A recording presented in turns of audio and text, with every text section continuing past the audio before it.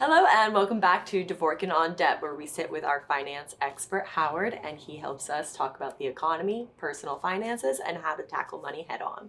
Today we are tackling tariffs. You said that the tariffs won't change for almost 80% of working Americans. Trucking and transportation of goods, is that a service, or do you think that's a service that might get impacted by tariffs? So that's a two-headed question. Okay. The first part is, if the truck is actually manufactured outside the United States, that truck is going to cost more. Oil varies, the gas that it takes that truck or the diesel that takes that truck to move may cost more. It fluctuates. The actual cost of moving an item from one side of the country to the other side is a factor of a lot of things, but tariffs really should not impact the cost of transportation. So for people who might be shipping or importing goods into the United States or outside of the United States, do you think people will do that more or less often because of the tariffs?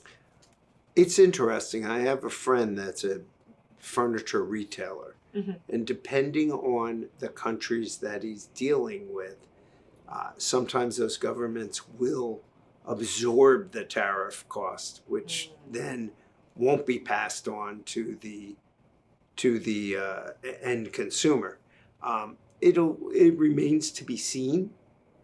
It is interesting. When President Trump was in office last time, he came down on China pretty hard. Right. And the reason being is they were getting away with sending all their stuff here into the United States and paying minimal tariffs while we tried to send our stuff to China to sell, and they wouldn't have anything to do with us and charged us maximum tariffs.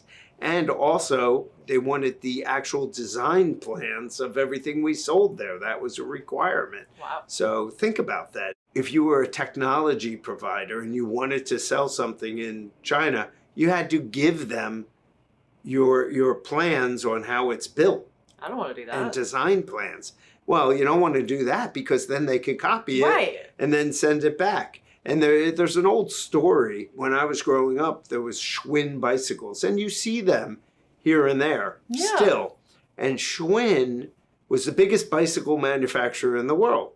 And Mr. Schwinn decided he wanted to sell bicycles in China because that was the biggest bicycle market in the world. And he taught the Chinese how to manufacture these bicycles in China to sell under the Schwinn name. Well, lo and behold, those same folks took the designs and started manufacturing under their brand.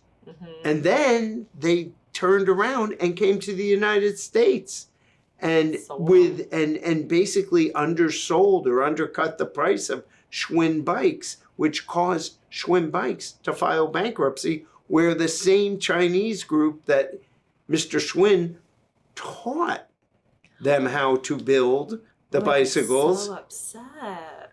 had bought the company in bankruptcy. So that's not too fun.